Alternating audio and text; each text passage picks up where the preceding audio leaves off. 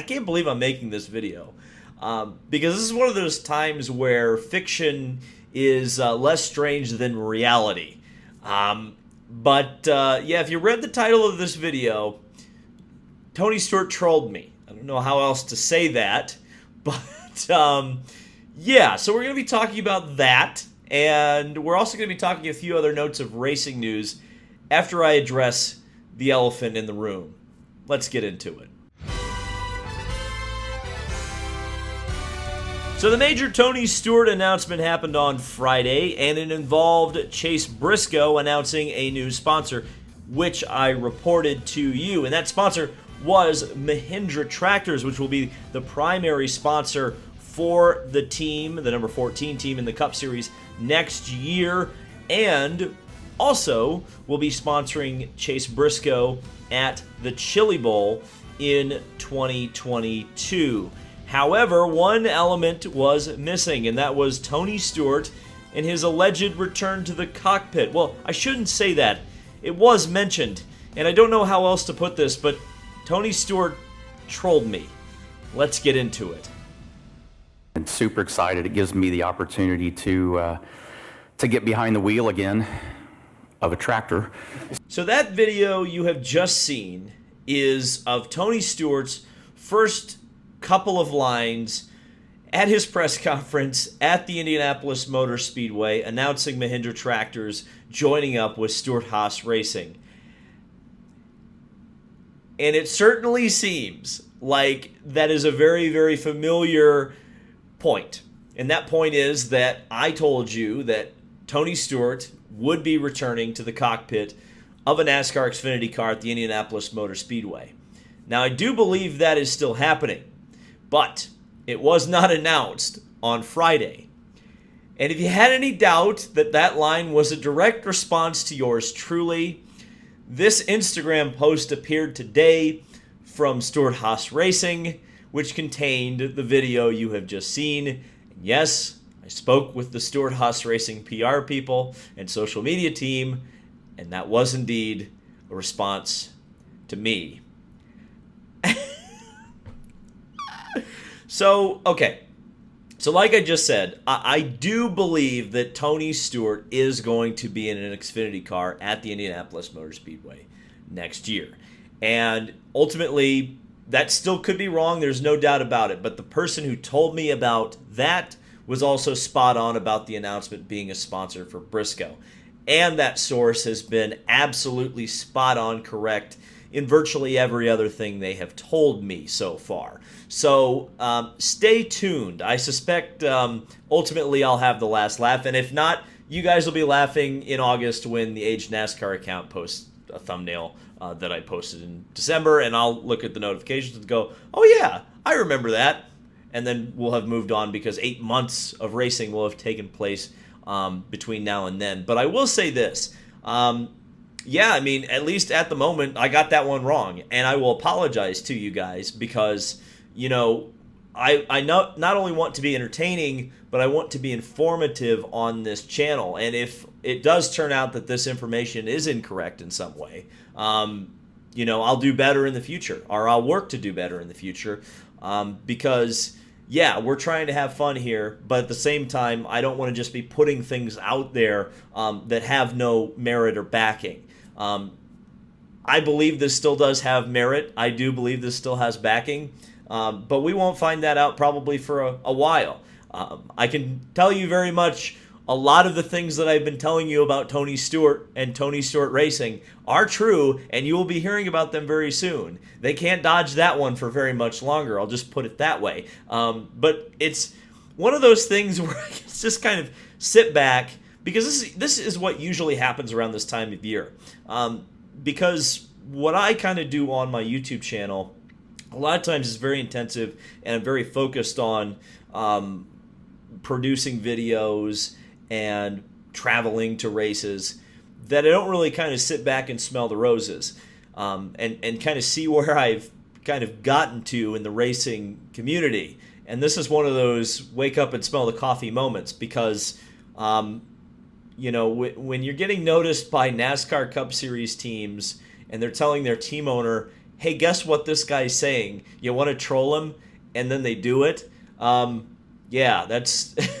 I mean, it's like, and that wasn't the only example this weekend. Like, I learned this weekend that I very much pissed off a president of a very powerful racing team in the United States because I was filming his race cars when he didn't want me to. It's one of those things where I kind of sit back and I chuckle to myself and I go, oh my God.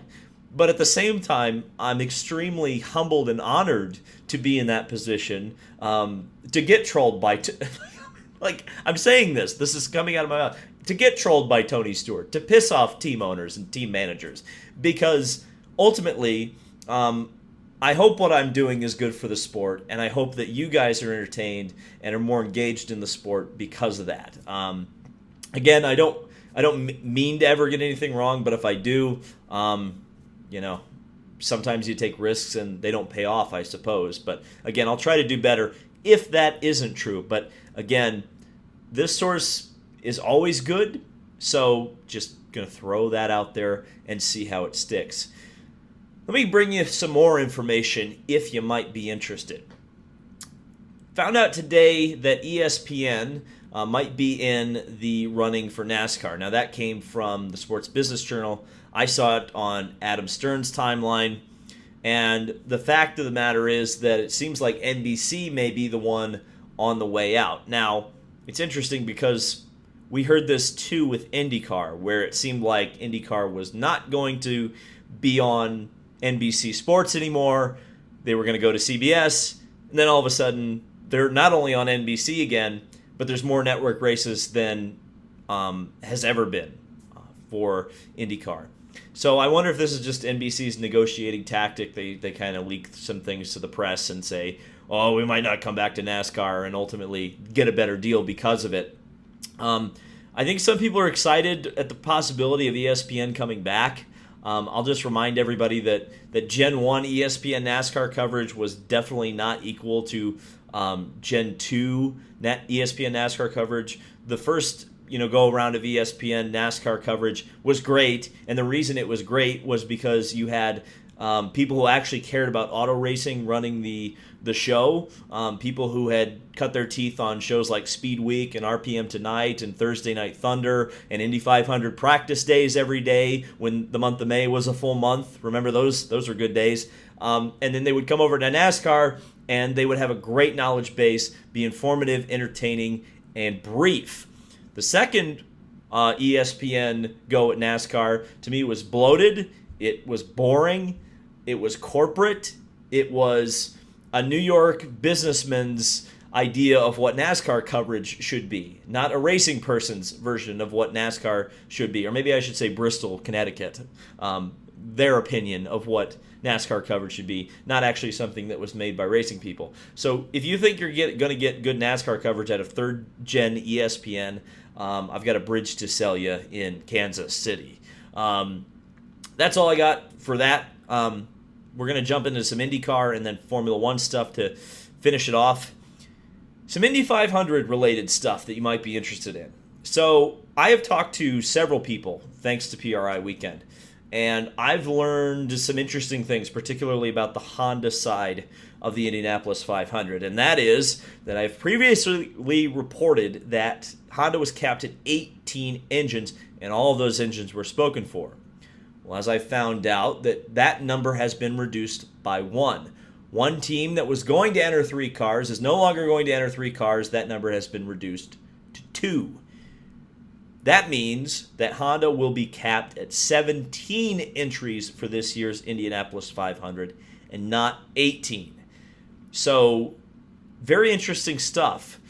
Honda cutting back rather than expanding in a year in which there are a lot of people with a lot of money and not a lot of rides. So we'll have to see how this works out. We'll have to see how expansive Chevy can get. Chevy, Ilmor, and Penske and all those people who make that happen.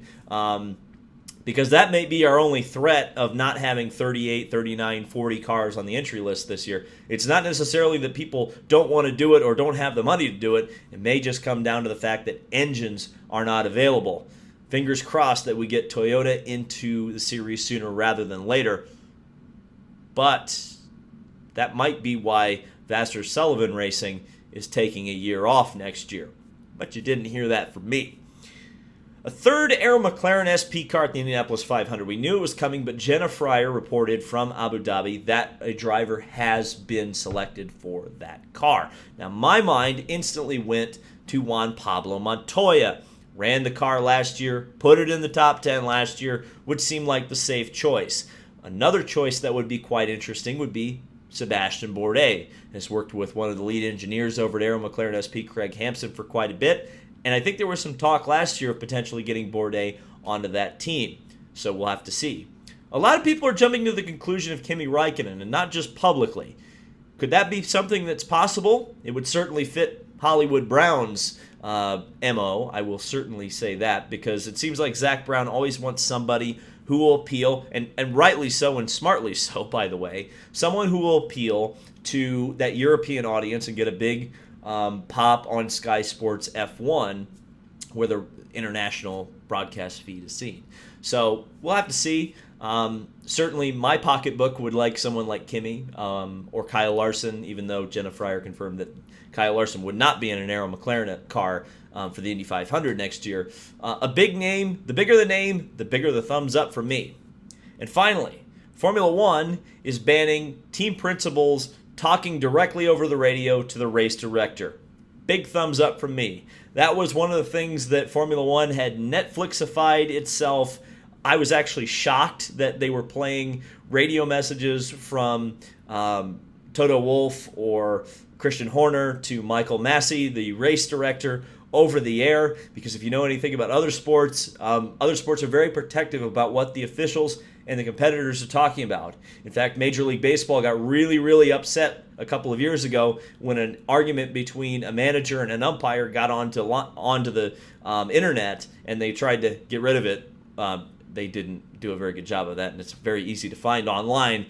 But, Formula One, perhaps pulling the curtain back a little too much there, and it seems that it's going away for next year. So this has been a strange video. I hope you've gotten something out of it. I certainly have. It's sometimes it's fun to kind of vent and be like, this is what my life is like now. It's very, very strange. And I thank you guys for coming along on this ride for me. Again, I hope it's entertaining, and I hope it's informative. Thank you guys so much for watching. This has been David Land on YouTube. Subscribe for more motorsport madness. We'll see you in the next video.